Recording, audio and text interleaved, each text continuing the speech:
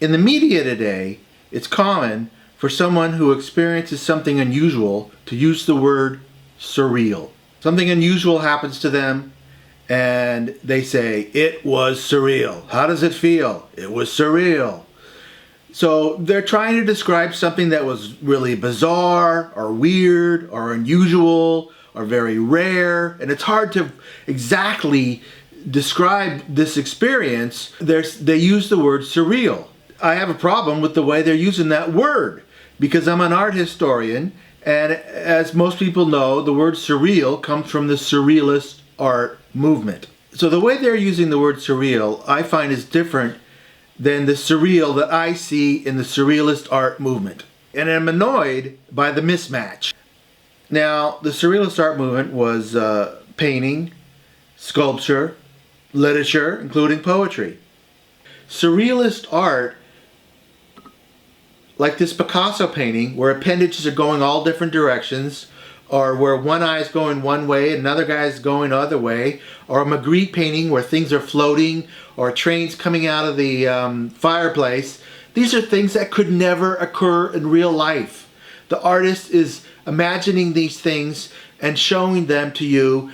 That's surreal. They're describing things that could never occur. But when someone says, I met the president, it was surreal, they're describing something improbable, extremely rare, but it was in the realm of possibilities. And I have a problem with that discrepancy between those two, visually experiencing those two things. Now, Andre Breton led the Surrealists, and he kind of had an authoritarian view of it. He decided who was surrealist and who was not surrealist, what art was surreal and what art was not surreal. And he kicked people out of surrealism if they broke these rules that he had in his head. And I've studied surrealism to try to get an idea of what it is, but he wrote a lot and he was interviewed several times, but every time I've tried to get a handle on it and listen to what he says, the boundaries are so nebulous you can't exactly get to what surrealism is. Wait a second, I got a phone call. Hello. Yeah, it's surrealism on the line. Surrealism. Okay, I'm going to patch surrealism through, and so we can hear what surrealism says. Okay, you're live. Surrealism will usher you into death, which is a secret society. It will glove your hand, burying therein the profound M with which the word memory begins. Do not forget to make proper arrangements for your last will and testament. Speaking personally, I ask that I be taken to the cemetery in a moving van. May my friends destroy every last copy of the printing of the speech concerning the modicum of reality. Okay, thank you.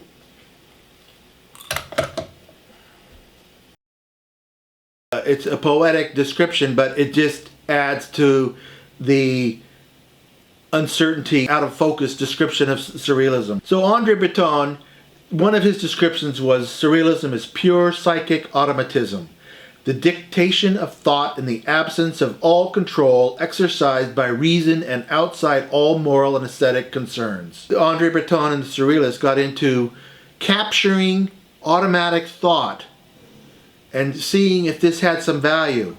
Here's a couple of examples of what they captured. It was the end of sorrow lies. The rail stations were dead, flowing like the bees stung from the honeysuckle. The people hung back and watched the ocean. Animals flew in and out of focus. The time had come. Yet king dogs never grow old. They stay young and fit. And someday they might come to the beach and have a few drinks, a few laughs, and get on with it. But not now. The time had come, we all know. But who would go first? Another example. The corridors of the big hotels are empty, and the cigar smoke is hiding. A man comes down from the stairway and notices that it's raining. The windows are white. We sense the presence of a dog lying near him. All possible obstacles are present. There is a pink cup. An order is given, and without haste the servants respond. The great curtains of the sky draw open. A buzzing protests this hasty departure. Who can run softly? The names lose their faces. The street becomes a deserted track. Now, when I first hear this, it's kind of a novelty because it's so unusual, but I really don't think it has any value, and I gotta say it's kind of garbage. But this is called automatism, the pure thought coming off of the mind. And I accept that the mind is a fire, and the mind, and like a fire, it has heat and it gives light. But as far as I'm concerned, this automatism is smoke from the fire, and it really doesn't have any value. It's just exhaust. I want to make a connection to our theme here. When someone says, I had surgery and it was surreal, they're not talking about psychic automatism because they had an event that occurred to them, but they're not talking about this random, so completely random thing that happens. It's nothing like that description, that automatism that I just recited. So now we're going to move on to dream surrealism. Now, the biggest purveyor of dream surrealism is Salvador Dali. You'll read this over and over. Salvador Dali is painting his dreams. Okay, I find this absolutely ridiculous. I have dreams. I feel things in my dreams. I recognize people in my dreams. I have fear. I have lust. I might be scared. I might be frustrated. Things happen. I have conversations. But my dreams are nothing like Salvador Dali's. It drives me nuts when I hear this, that he's painting his dreams. I can't imagine anybody dreaming like that. That's so remote from what I dream. I think it's ridiculous to say that he's painting his dreams. As far as I'm concerned, Salvador Dali is a very talented draftsman. He can make images. He's a liar. He's an improvisational person. He has a great imagination, and he uses these powers to create these images and landscapes. But those aren't dreams. He's just making stuff up. He's just lying and putting stuff together. It's not dreams. When I have a dream, I don't really see things. I only can see with my eyes. When I have a dream, I might have a dream with a friend, and my mind recognizes that's my friend. We're searching for something, or we're running from something, but I don't really see things. I can only see with my eyes, okay? That's what the eyes do.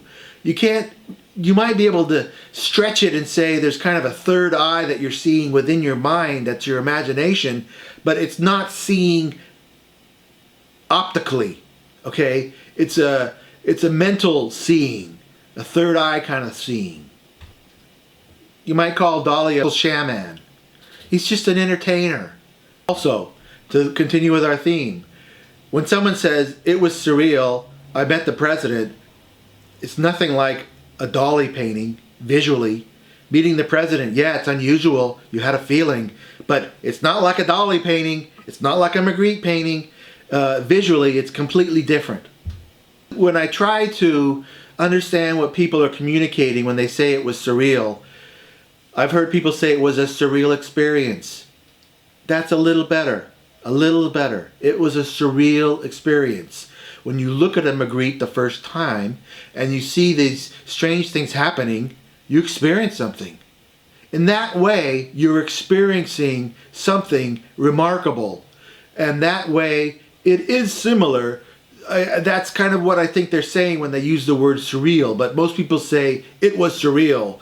But some people say it was a surreal experience, which is a little better way of communicating what's going on. There's a term called deja vu, where it means already seen. And so everybody kind of knows what that means, to say, oh, I had deja vu. It was like I already saw that and then I felt it again. I would say this kind of, it was surreal, is another type of feeling that describes an extraordinary event. I'd probably be very picky, but I care a lot about art, and I appreciate that people are associating what happens in their life to an art movement, because we don't read a lot about art in today's society. So that's my video. I hope you enjoy it, and I am interested in your comments. And thanks for watching.